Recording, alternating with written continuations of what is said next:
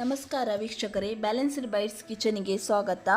ಇವತ್ತಿನ recipe biotin powder for healthy hair and skin.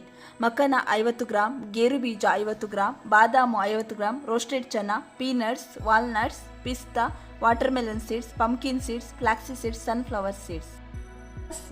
ಈ ಎಲ್ಲ ಸಾಮಗ್ರಿಗಳನ್ನು 1 ನಿಮಿಷದವರೆಗೂ ಹುರಿಯಬೇಕು. ಮೊದಲಿಗೆ ಪೀನಟ್ಸ್,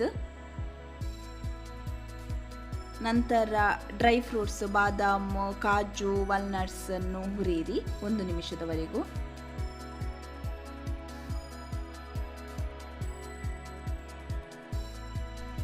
ನಂತರ watermelon seeds, pumpkin seeds, flax seeds, sunflower ಸೀಡ್ಸನ್ನು ಹಾಕಿ ಹುರಿಯಿರಿ. ನಂತರ ಮಖನವನ್ನು ಹಾಕಿ ಹುರಿಯಿರಿ.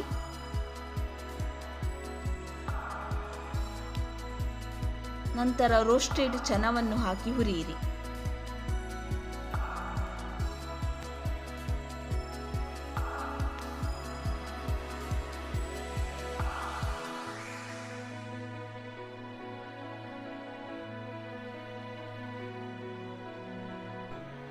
ಹೀಗೆ ರೋಸ್ಟ್ ಮಾಡಿದ ಇಂಗ್ರೀಡಿಯೆಂಟ್ಸನ್ನು ಬೌಲಲ್ಲಿ ಹಾಕಿ ಮಿಕ್ಸ್ ಮಾಡಿ, ನಂತರ ಮಿಕ್ಸಿ ಜಾರಿನಲ್ಲಿ ಹಾಕಿ ಗ್ರೈಂಡ್ ಮಾಡಿ.